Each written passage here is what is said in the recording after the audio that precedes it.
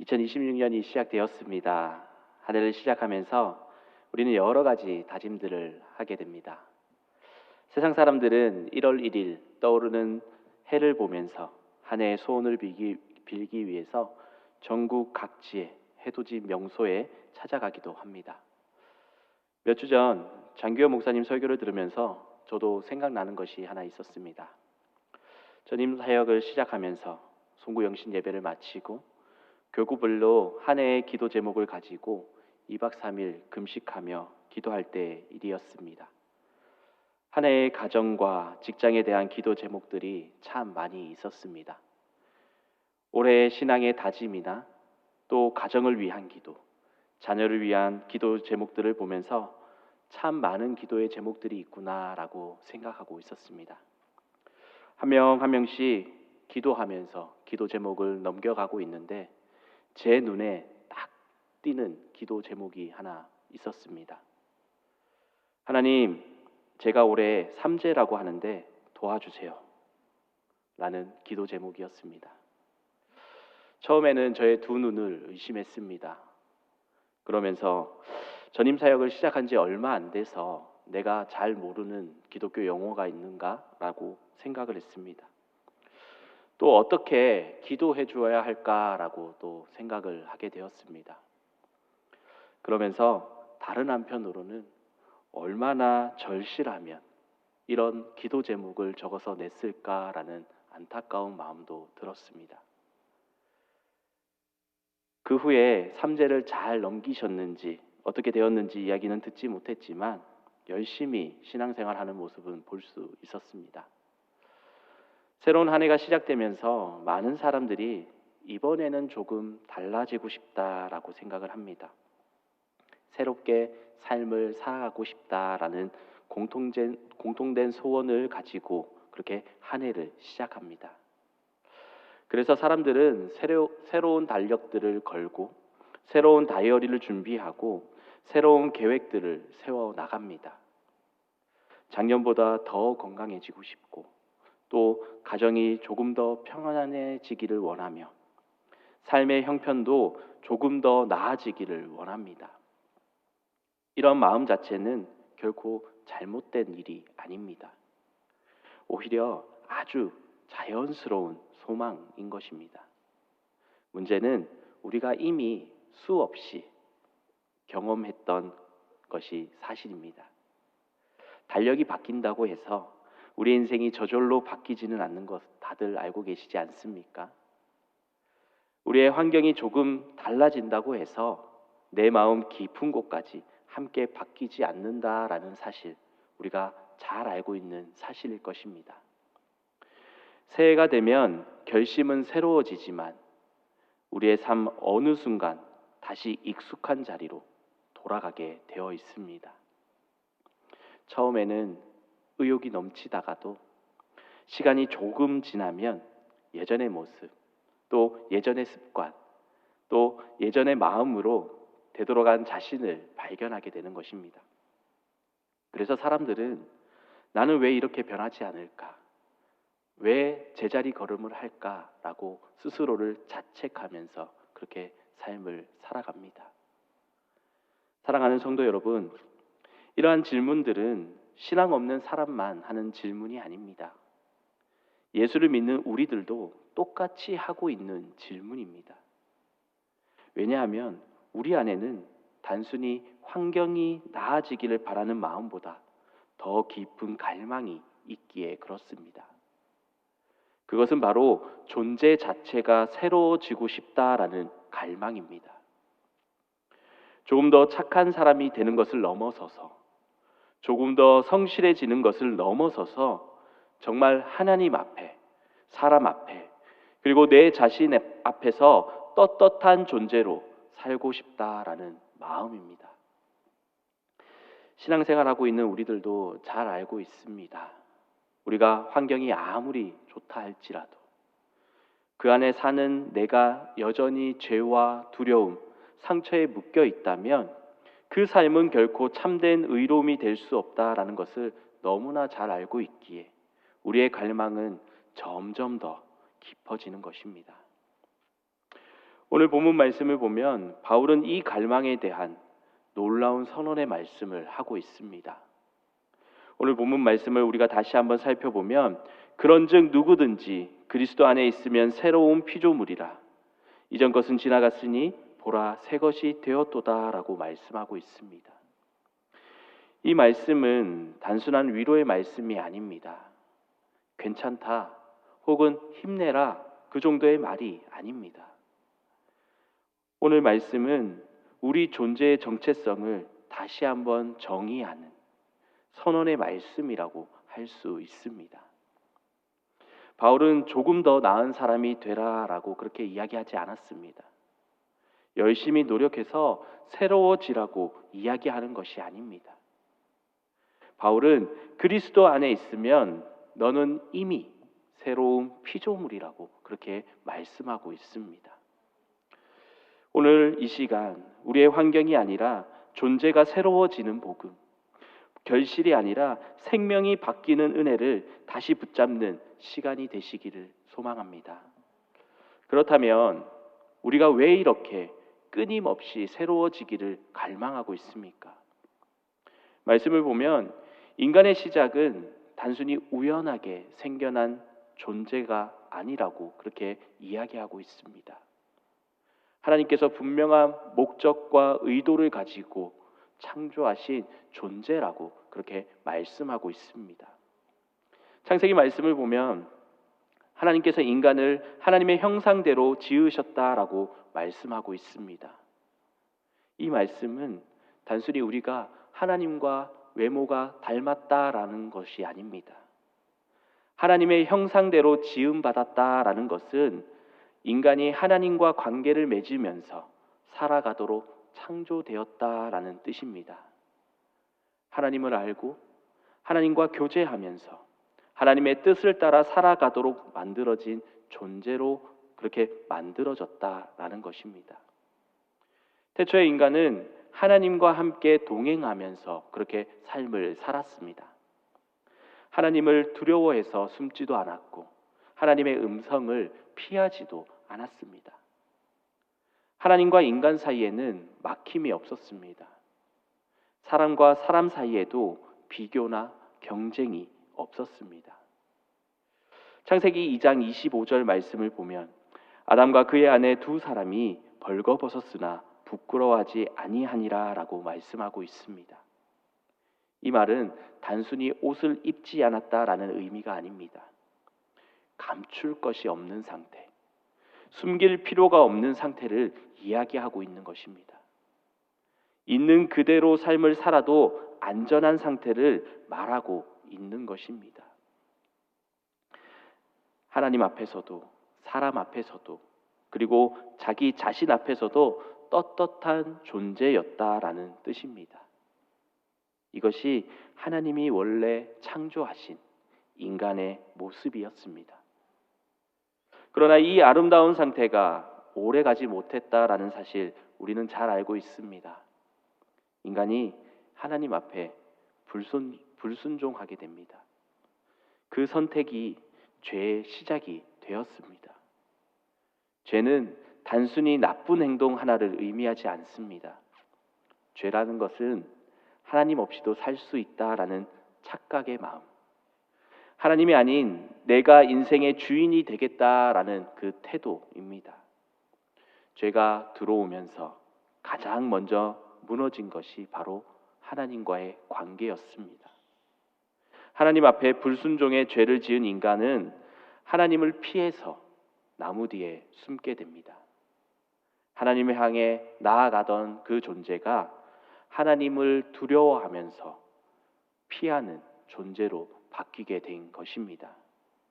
그리고 그 영향은 곧바로 사람 사이에서도 관계로 이어졌습니다.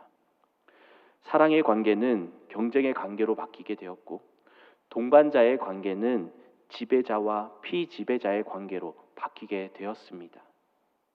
하지만 더 깊은 문제는 그 다음에 일어났습니다. 인간은 자기 자신과의 관계를 잃어버렸습니다. 죄는 인간의 내면을 산산이 부숴버렸습니다. 더 이상 자신이 있는 그대로를 받아들이지 못하게 되었습니다.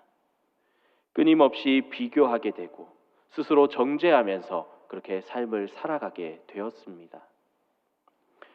오늘날 현대인이 겪는 수많은 내적 고통의 뿌리는 바로 여기에 있습니다. 열등감과 불안, 그리고 좌절과 자기 혐오, 또 이유 없는 공허함까지 수많은 내적 고통을 겪고 있습니다. 우리는 왜 이렇게 바쁘게 삶을 살아가면서도 마음은 늘 허전하게 느껴지고 있습니까? 왜 남들보다 뒤처지지 않으려고 열심히 그렇게 노력하면서도 스스로를 존귀하게 여기지 않습니까? 사람들은 끊임없이 자신을 증명하려고 합니다. 학벌이나 직업, 또 성취와 소유로 자기의 가치를 확인받고 싶어 합니다. 어떤 사람은 완벽해 보이기 위해 애를 쓰고, 또 어떤 사람은 강한 척하면서 자신의 약함을 숨깁니다. 아무리 애를 써도 마음 깊은 곳에서는 불안 싹트고 있습니다. 로마서 7장 19절 말씀을 보면 내가 원하는 바 선을 행하지 아니하고 도리어 원하지 아니하는 바 악을 행하는도다라고 바울은 인간의 상태를 정직하게 그렇게 고백하고 있습니다. 바울은 의지가 약해서 죄에 빠졌다라고 말하지 않습니다. 내 안에 죄가 거하고 있기에 분명하게 이야기하고 있는 것입니다. 바울의 이 고백이 우리 모두의 고백이기도 합니다. 우리가 노력한다 할지라도 또 다짐한다 할지라도 어느 순간 우리는 다시 무너지게 되어 있습니다. 문제는 우리의 노력이 부족해서가 아닙니다. 우리의 존재 자체가 죄의 영향 아래에 있기에 그렇습니다.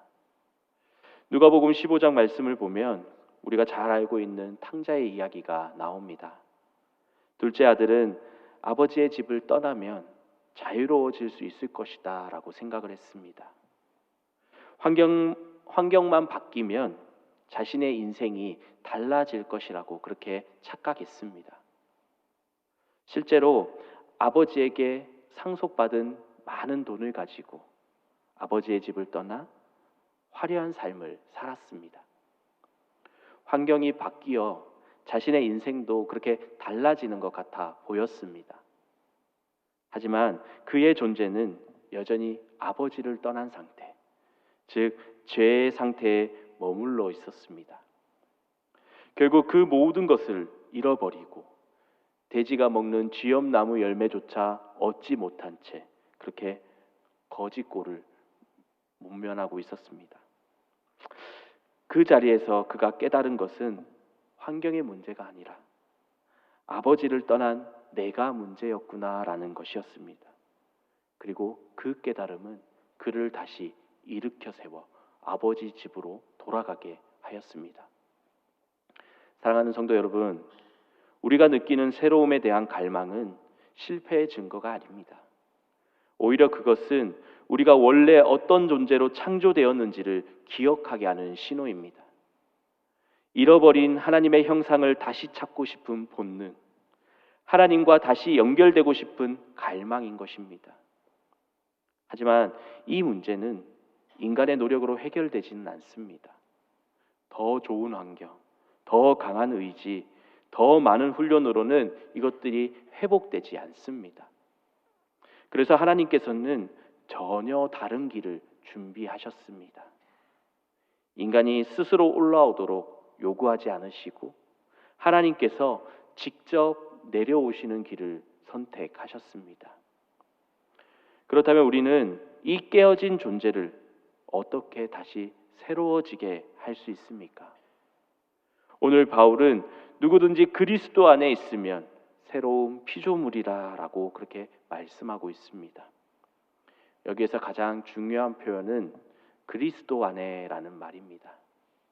이 표현은 신약 성경에서 바울이 자주 사용하고 있는 표현 가운데 하나입니다.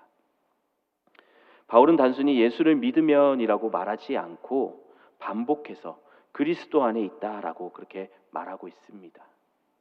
왜냐하면 복음의 핵심이 바로 여기에 있기에 그렇습니다. 그리스도 안에 있다라는 것은 단순히 종교를 선택했다라는 의미가 아닙니다. 교회에 다니기 시작했다라는 뜻도 아니고 기독교적인 윤리를 내가 따르겠다라는 결심도 아닙니다. 이것은 존재의 위치가 바뀌었다라는 이야기입니다. 이전에는 내가 내 인생의 중심이었지만 이제는 예수 그리스도께서 내 삶의 중심이 되셨다라는 고백인 것입니다. 예수님은 이것을 포도나무와 가지로 그렇게 비유하며 말씀하셨습니다. 이 가지는 스스로 열매를 맺지 못합니다. 아무리 애를 써도 포도나무에 붙어 있지 않는다면 생명을 유지할 수 없습니다. 이 포도나무의 열매는 노력의 결과가 아닙니다. 연결의 결과인 것입니다. 우리가 그리스도 안에 있다라는 것은 내 힘으로 살아가던 인생에서 벗어나서 예수님께 붙어 사는 인생이 되었다라는 뜻입니다. 더 이상 내 의지와 결단이 중심이 아니라 주님의 생명이 내 삶을 움직이는 힘이 되는 것입니다. 그래서 사도 바울은 새로운 피조물이라는 표현을 사용하고 있는 것입니다. 여기서 새로움은 개선이 아닙니다. 고쳐 쓰는 수준이 아닙니다. 오늘 본문 말씀에서 말하고 있는 새로움이라는 것은 재창조를 이야기하고 있는 것입니다. 이전에 있던 것 조금 다듬는 수준이 아니라 전혀 다른 생명을 가진 존재로 태어나는 것을 이야기하고 있는 것입니다. 이것이 애벌레가 나비가 되는 그런 과정과도 같습니다. 애벌레는 아무리 노력해도 날 수 없습니다. 열심히 기어다닌다 할지라도 하늘을 나는 존재가 될 수 없습니다.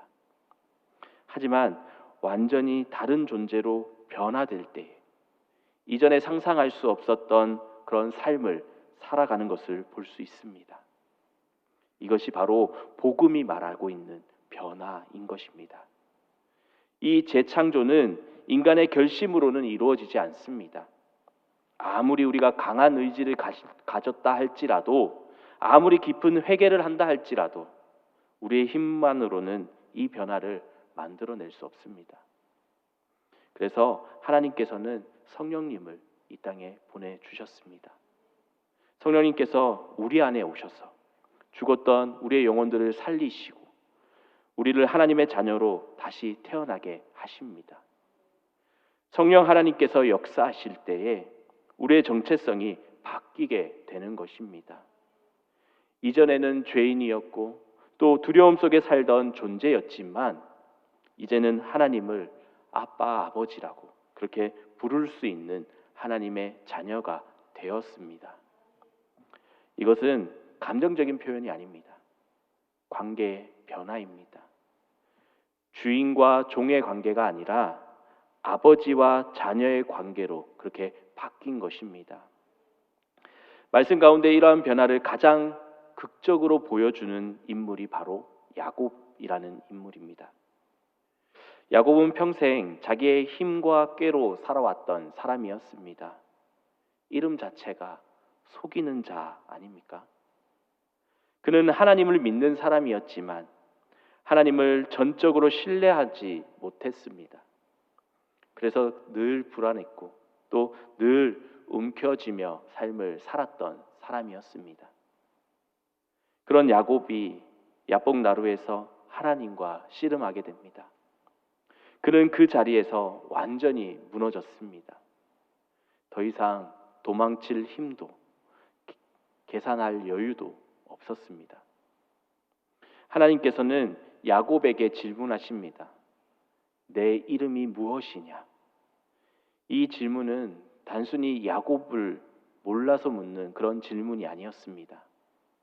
너는 지금까지 어떤 존재로 살아왔느냐라는 질문이었습니다.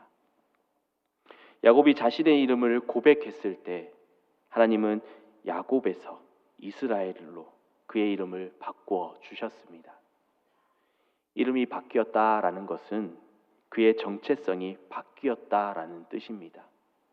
더 이상 자신의 꾀로 살아가는 그런 인생이 아니라 하나님의 손에 붙들린 인생이 되었다라는 뜻입니다.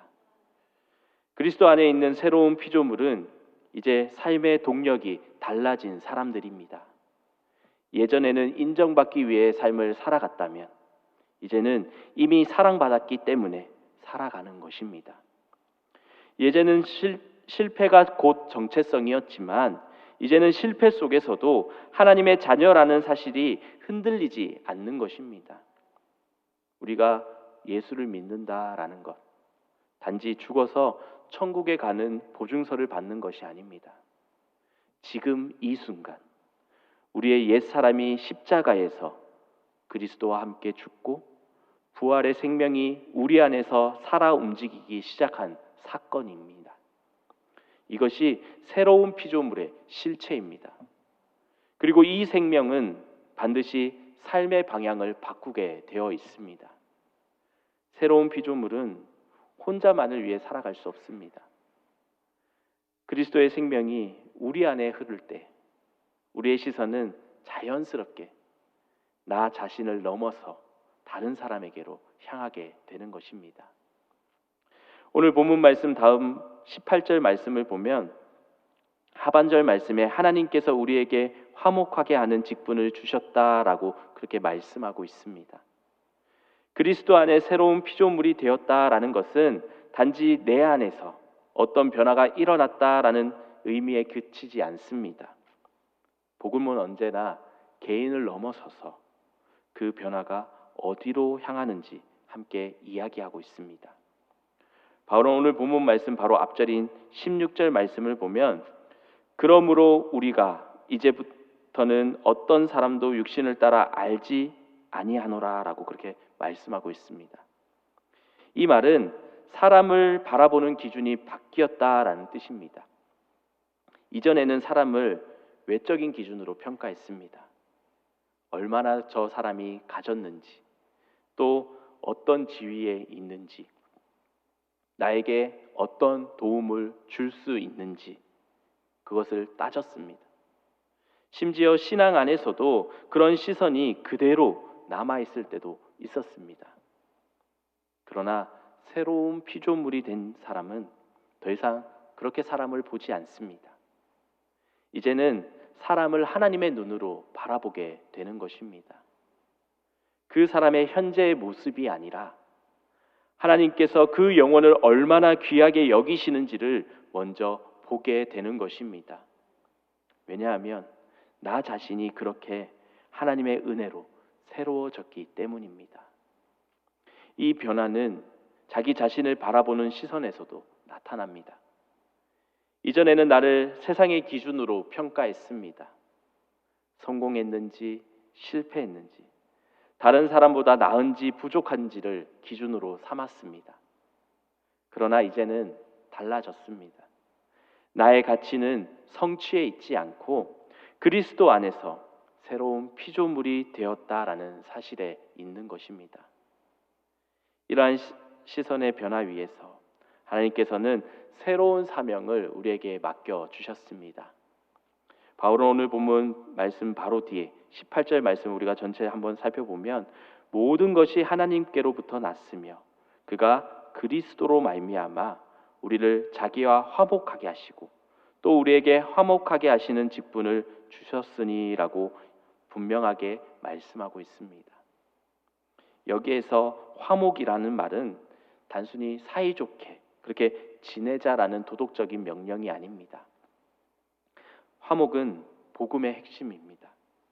하나님과 원수되었던 우리가 그리스도로 말미암아 다시 연결된 사건이 바로 화목이기에 그렇습니다. 하나님과의 관계가 회복되지 않으면 진정한 화목은 어디에서도 일어날 수 없습니다. 하나님은 먼저 우리를 찾아오셔서 화목하게 하셨고 또 이제 그 은혜를 받은 우리를 세상 속에 그렇게 보내셨습니다. 이것이 바로 화목의 직분입니다. 우리는 단순한 종교인이 아니라 화목의 사명을 맡은 하나님의 자녀들입니다. 우리가 잘 알고 있는 삭개오는 세리장이었습니다. 사회적으로 부유했지만 관계적으로는 철저하게 고립된 사람이었습니다. 그는 돈을 통해 자신을 지키려고 했고 그 결과 사람들과의 관계는 점점 더 멀어지고 완전히 무너져 버렸습니다. 그러나 예수님께서 그의 이름을 부르시며 그를 찾아오셨을 때 삭개오는 완전히 다른 사람으로 바뀌게 되었습니다. 예수님께서 삭개오를 찾아오셨을 때 삭개오의 삶의 방향이 바뀌게 된 것입니다. 그는 더 이상 돈을 움켜쥐는 그런 사람으로 살지 않았습니다. 오히려 자신의 것을 내어놓아서 관계를 회복시키는 사람이 되었습니다. 삭개오의 변화는 단순한 회개의 표현이 아니라 그것은 화목의 열매입니다. 하나님과 화목해진 사람이 이웃과 화목을 이루기 위해 살아가는 모습입니다. 이것이 새로운 피조물의 삶입니다. 사랑하는 성도 여러분, 화목의 직분은 거창한 일을 의미하지 않습니다. 아주 작은 자리에서부터 시작되는 것입니다. 가정 안에서 우리의 말 한마디로 상처를 주었던 관계를 다시 세우는 것, 일터에서 미워하던 사람을 향해 우리의 마음을 한번 열어보는 것, 교회 공동체 안에서 오해와 갈등을 복음으로 풀어내는 것이 바로 화목의 사명입니다. 우리는 이 땅에서 다툼을 하기 위해서 그렇게 부름받은 존재가 아닙니다. 분열을 확대하기 위해 부름받은 사람들도 아닙니다. 하나님께서는 새로운 피조물인 우리를 통해 깨어진 관계가 있을 때 그 관계 가운데 다리를 놓고 또 절망의 자리 한가운데에서 소망을 심기를 원하십니다. 이 사명은 우리의 능력으로 감당하는 것이 아닙니다. 우리 안에 계시는 성령 하나님께서 우리를 통해 일하실 때 가능한 것입니다.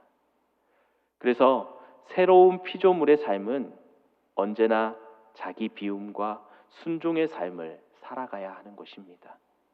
내 감정과 내 기준을 다 내려놓고 주님의 마음을 선택하는 삶을 살아가야 하는 것입니다.